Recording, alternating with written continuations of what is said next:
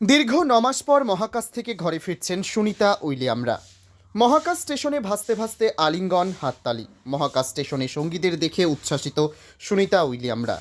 আন্তর্জাতিক মহাকাশ স্টেশনে পৌঁছে গিয়েছে ইলন মাস্কের সংস্থা স্পেস এক্সের মহাকাশযান।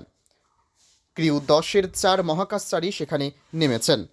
ভারতীয় বংশোদ্ভূত আমেরিকার নভশ্চর সুনিতা উইলিয়াম এবং তার সঙ্গী বুচ উইলমোরের সঙ্গে তাদের দেখা হয়েছে। এতদিন পরে সহকর্মীদের পেয়ে উচ্ছ্বাসিত সুনিতা উইলিয়ামরা। তাদের উচ্ছ্বাসের সঙ্গে মুহূর্ত ধরা পড়েছে ক্যামেরায়। নাসার তরফে সামাজিক মাধ্যমে ভিডিওটি প্রকাশ করা হয়েছে। তাতে দেখা গিয়েছে মহাকাশযানের দরজা খুলে একে একে বেরিয়ে আসছেন ৪ মহাকাশচারী। এ ব্যাপারে তাদের জন্য অপেক্ষা করে আছেন সুনিতা, বুচ এবং বাকিরা। মহাকাশে পৃথিবীর মাধ্যাকর্ষণ শক্তি না থাকায় তারা সকলেই ভাসছেন। ভাসতে ভাসতে একে অপরকে জড়িয়ে ধরছেন। কেউ কেউ উচ্ছ্বাসে হাততালি দিয়ে উঠছেন।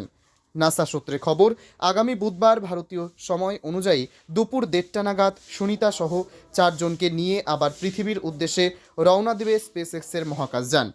সুনিতাদের সঙ্গে ফিরবেন নাসার নিক হগ এবং রুশ নভশ্চর আলেকজান্ডার গোভর্নভ।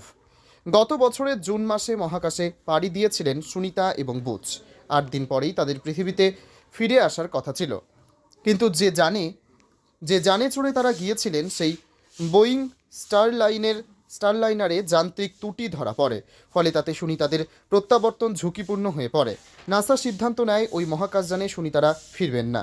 ফলে মহাকাশে আটকে পড়েন সুনিতা এবং বুচ। তাদের ৮ দিনের মহাকাশ সফর ৯ মাসে দীর্ঘায়িত হয়েছে। মহাকাশ থেকে বিভিন্ন সময়ে নানানভাবে বার্তা দিয়েছেন সুনিতা এবং বুচ। তাদের ঘরে ফেরার অপেক্ষায় রয়েছে সারা বিশ্ব।